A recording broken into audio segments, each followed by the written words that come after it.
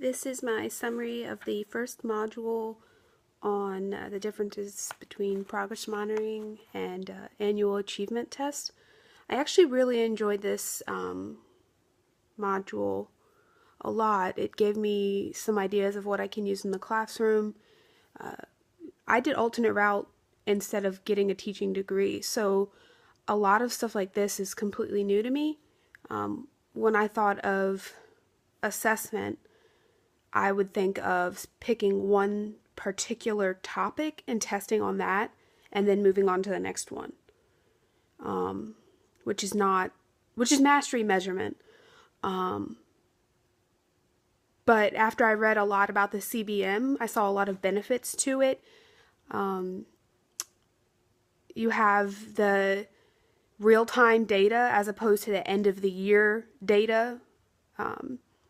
When you have that real-time data, you can use it to change or alter your teaching methods if you find that a student isn't doing well with how you're teaching. You can notice growth if you start out the school year testing on everything, in a sense. You can see how they answered a question at the beginning versus how they answered it at the end, and that shows you that growth. I really like the idea of graphing progress. I'm a visual learner, so seeing the line plots and the whatever graph you choose to use helps me a lot.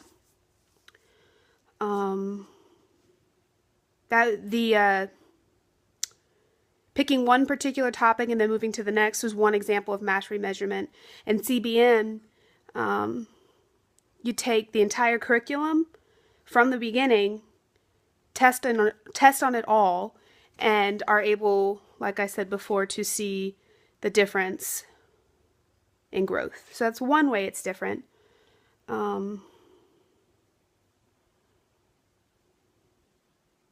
And there's a number of ways that it can be helped to use at-risk, to help at-risk students.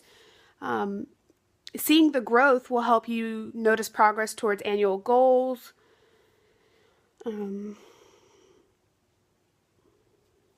It can help identify specific skill sets that the student might be struggling with.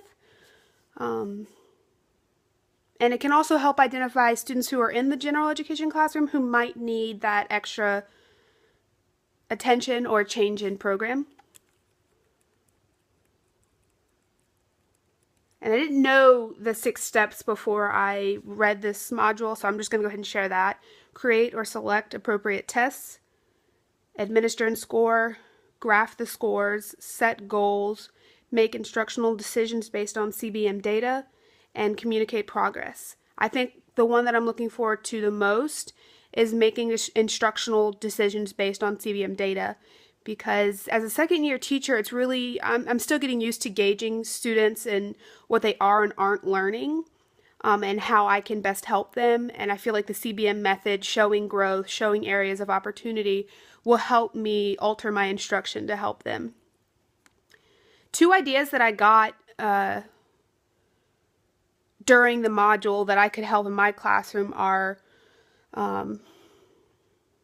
with our math class, I teach resource math, and some students are low, barely know their addition, others are high and know their ratios. So I'm going to have to kind of sort of teach 2 classes within one class, and I don't want any of them to fall through the cracks.